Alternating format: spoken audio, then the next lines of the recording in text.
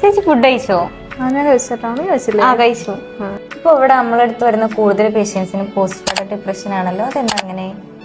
ഇപ്പൊ കൂടുതലായിട്ട് കണ്ടുവരുന്നുണ്ട്. എന്റെ സമയത്തൊന്നും ഇതിനെ കുറിച്ച് കൂടുതൽ അറിവൊന്നും ഉണ്ടായിരുന്നില്ല.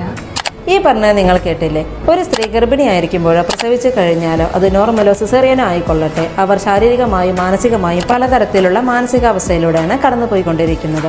അത് അവർക്ക് ശാരീരികമായും മാനസികമായും ഉണ്ടാകുന്ന ചേഞ്ചസ് മൂലമാണ് ഇത്തരത്തിലുള്ള ഒരു അവസ്ഥ ഉണ്ടാകുന്നത്. ക്ഷീണം, വിഷമം, ഉറക്കമില്ലായ്മ, വിശപ്പില്ലായ്മ, തന്നെ കൊണ്ട് ഇനി ഒന്നും ചെയ്യാൻ പറ്റില്ല എന്നൊരു തോന്നൽ, എപ്പോഴും തുറന്നുകൊണ്ടിരിക്കുന്ന കരച്ചിൽ, കുഞ്ഞിനോടുള്ള ശ്രദ്ധക്കുറവ്, ഭർത്താവിനോടോ കുഞ്ഞിനെയോ ശ്രദ്ധിക്കാതെ ഇരിക്കുക, ചുറ്റിലുമുള്ള ഒന്നിലും സന്തോഷം കണ്ടെത്താൻ പറ്റായ്ക, ബന്ധുക്കളിൽ നിന്നോ സുഹൃത്തുക്കളിൽ നിന്നോ പൂർണ്ണമായുള്ള ഉൾവലിയൽ, കുഞ്ഞിനെയോ അല്ലെങ്കിൽ സ്വയം തന്നെയോ അപകടപ്പെടുത്തുന്ന ഒരവസ്ഥ തുടങ്ങിയവയെല്ലാം ഇതിൽ കാണപ്പെടുന്നുണ്ട്.